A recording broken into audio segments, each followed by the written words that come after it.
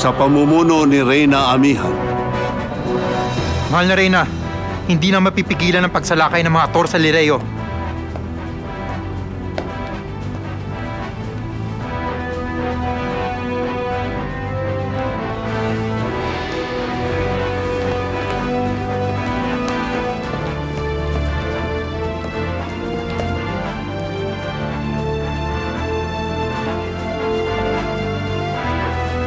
Napakatagal na panahon nating hinintay na magbunga ang puno ng buhay ng gintong binhi.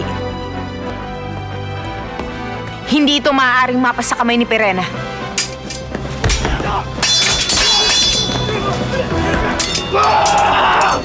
Mahal na Reyna, nakapasok na ang mga Tor.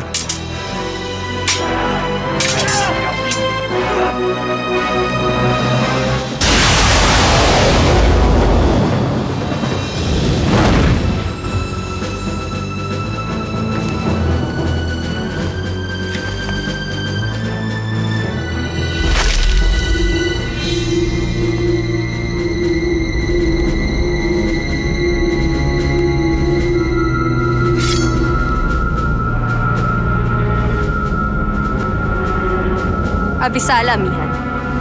Abisala, Pirena. Taksil kong kapatid.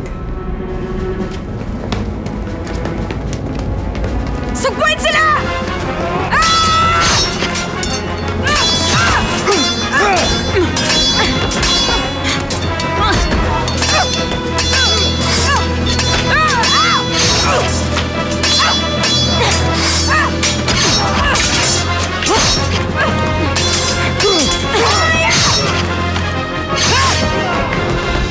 Amihan!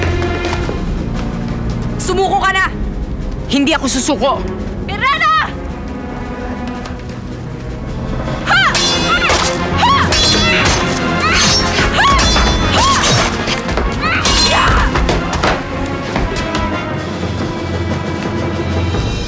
Sheta! Danaya! Sapat na ang dugon dumanak ngayong araw na ito. Itigil na natin ang digmaan, Pirena.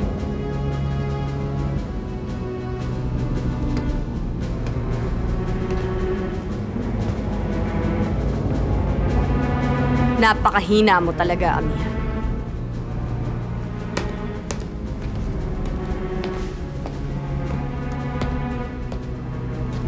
Akin ang gintong binhi at wala ka nang magagawa.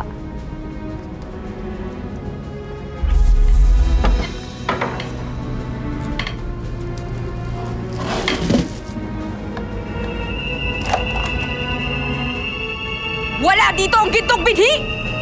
Hindi ka magtatagumpay, Pirena.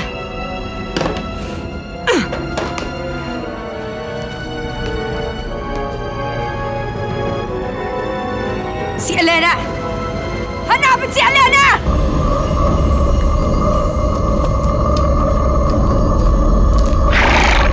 Bakit pa ganun na lang pag-iingat nyo sa mga binhing yan? Ang gintong binhi ay labis na makapangyarihan. Kung ang berdeng binhi ay may kakayahan lamang na magpagaling ng karamdaman, ang gintong binhi ay maaaring magpabalik sa anumang nilalang mula sa kamatayan. At ang mga nabubuhay nito ay nagkakaroon ng kakaibang lakas. Kung gayon ay itataya ko ang buhay ko. Kasundan tayo!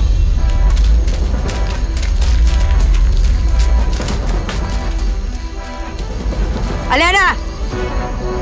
Ibigay mo sa akin ang gintong binhi. Sheda Mashneveron. Hashneveron, Hashnevo! Handa akong mamatay, Pirena.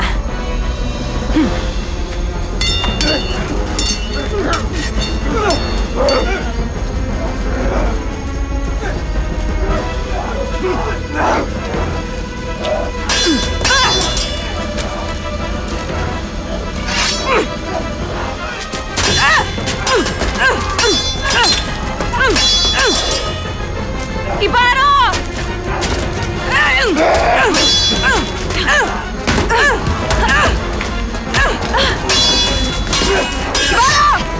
Akin ang gintong binhi! Kung hindi, mamamatay ang pinakamamahal mong Elena! Huwag, Ibaro! Huwag mo isuho ang gintong binhi! Huwag mo sasaktan si Elena! Ilapit mo sa akin! Akin na!